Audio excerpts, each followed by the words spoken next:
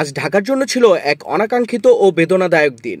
উত্তরার milestone school and কলেজে বিমান বিধ্বস্তের পরের ক্ষোভ আর সচিবালয় গুলিস্তান এলাকা জুড়ে শিক্ষার্থীদের প্রতিবাদে উত্তাল হয়ে উঠেছে পুরো শহর।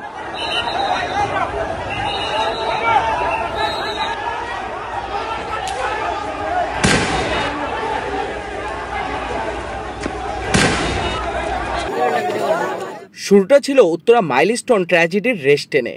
সকাল থেকেই স্কুল কলেজ চত্বরে ছাত্রছাত্রী ও অভিভাবকদের কান্না আর শোক। হাসপাতালে ভিড় বাড়ছে, মৃতের সংখ্যা বেড়ে ৩১। জাতীয় বার্ন ইনস্টিটিউট ও ঢাকা মেডিকেলে আহত ভর্তি হয়েছেন অন্তত ১৬৫ জন। হাসপাতালে চিকিৎসাধীন শিশু কিশোরদের বাঁচাতে চলছে রক্তদানের আহ্বান। স্বেচ্ছাসেবকদের ব্যস্ততা, স্বজনদের দীর্ঘ অপেক্ষা। অনেকে এখনও স্বজনের খবর খুঁজছেন।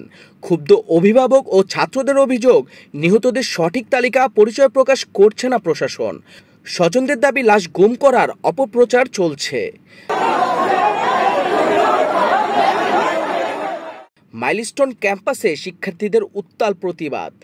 শিক্ষার্থীদের দাবি, আধুনিক ও নিরাপদ বিমান চালু, নিহতদের পরিচয় প্রকাশ, ক্ষতিগ্রস্ত পরিবারকে যথাযথ ক্ষতিপূরণ এবং আহতদের সুচিকিৎসার নিশ্চয়তা।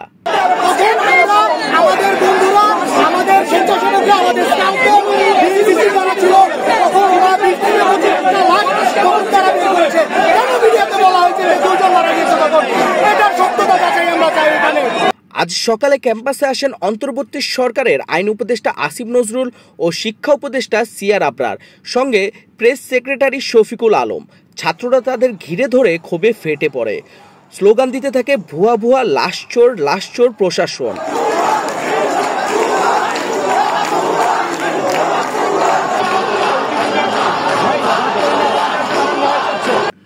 পরে উপদেষ্টারা মাইলস্টোন ভবনের কনফারেন্স রুমে আশ্রয় নেন। বাইরে শিক্ষার্থীদের বিক্ষোভ চলতে থাকে।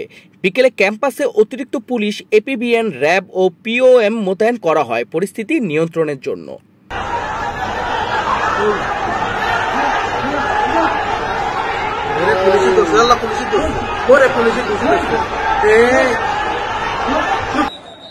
অন্যদিকে দুপুর গড়াতে শিক্ষার্থীদের ঢেউ পৌঁছায় সচিবালয়ে।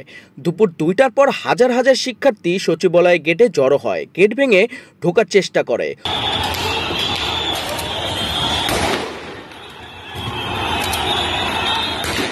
উত্তেজনাকর পরিস্থিতিতে পুলিশ ও আইনশৃঙ্খলা রক্ষাকারী বাহিনী লাঠিচার্জ, টিয়ার শেল ও সাউন্ড গ্রেনেড ছুড়ে শিক্ষার্থীদের ছত্রভঙ্গ করে দেয়।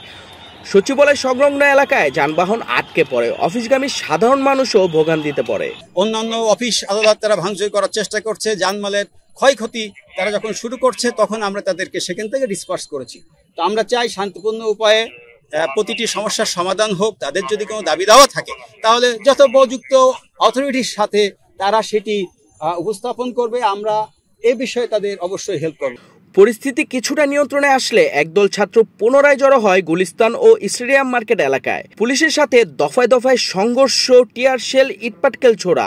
আতঙ্ক ছড়িয়ে পড়ে ব্যবসায়ী ও চাকরিজীবীদের মধ্যে। ঢাকা মেডিকেল সূত্রে জানা যায়, পুলিশের অ্যাকশনে আজকের দিনে ৩০ জনেরও বেশি ছাত্র আহত হয়েছে। তাদের বেশিরভাগই মাথা ও হাত পায়ে আঘাত পেয়েছেন। কয়েকজনের অবস্থা আশঙ্কাজনক।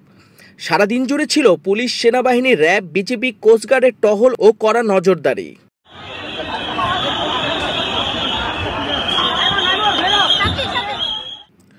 সচিবালয়ের আশেপাশে ও গুলিস্তান জুড়ে নিরাপত্তা চৌকি, গেট বন্ধ, সাধারণ মানুষের চলাচলে সীমাবদ্ধতা। বিকেল ৩টার দিকে আইন উপদেষ্টা ও শিক্ষা উপদেষ্টা তখনও কলেজ ভবনের ভিতরে নিরাপত্তা বলয়ে ছিলেন। ছাত্রদের বার্তা, আমরা নিরাপত্তা চাই, জবাবদিহিতা চাই। ঢাকাবাসীর একটাই প্রশ্ন, শিশুদের মৃত্যু, আহতদের আহাজারি, প্রশাসনের ব্যর্থতা আর আন্দোলনের দম বন্ধ বাতাস, এর শেষ কোথায়?